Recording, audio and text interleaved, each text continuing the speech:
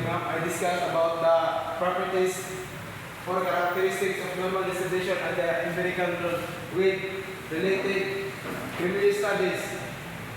First, I discussed about the properties or characteristics of normal distribution. Symmetry. Symmetry, it is, for example, ini, ang symmetry is kanang equal siya both side o pila ang bigas, more of bigas.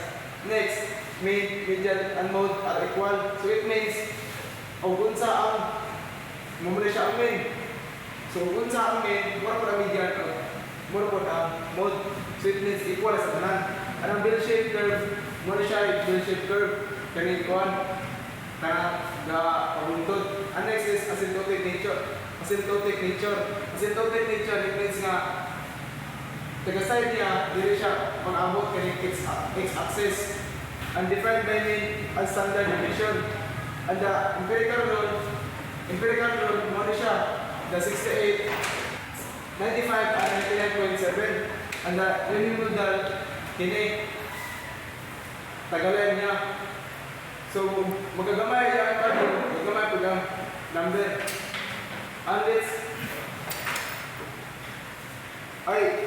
Unless mo po na empirical rule, gumamit siya, 68 and 65, 99.7. And then, about 3, kaya makuha siya sa kanyang bell-shaped curve, pinakuha ni 34, 13.5, 2.35, and 0.5, nakuha ni 34, it means kini 68. Ang 68, i-divide na siya doon unang 34. And then, kini 13.5, nakuha na siya kay 95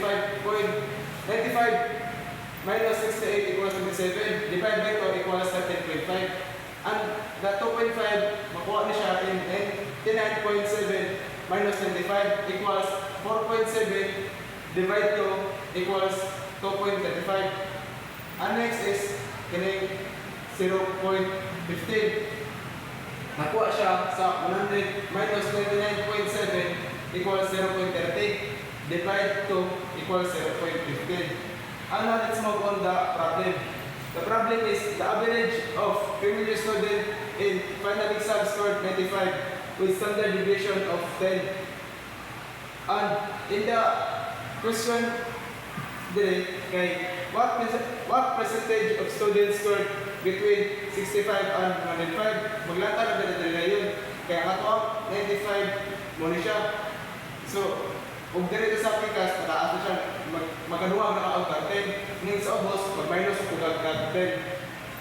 Sa question, what percentage of students scored between 65 and 105? So it means 65 to 100, 105 mo siya.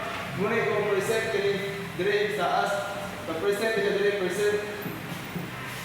Dahil kina siya tanan total ano 100. So it means klaro naman kayo nga katunga rin 50. And then nuwaga na 24. So it means ang yaang percentage students scored between 65 and 105, it means 84. And next is what percentage of students scored below 85? So it means kanang paubos 85.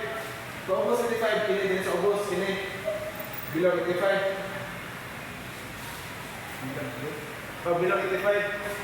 Kaya siya mag-represent, total na lang tulo. So it means ang kuha niya below 85 percentage of students scored below 85 is 16%. And next is what percentage of students scored above 95? So above 95 man, kung ako na siya, ang mean ko is 95, kung ako na siya above 95, kini, pataas na siya. So it means ang percentage is 50%. That's all, ma'am.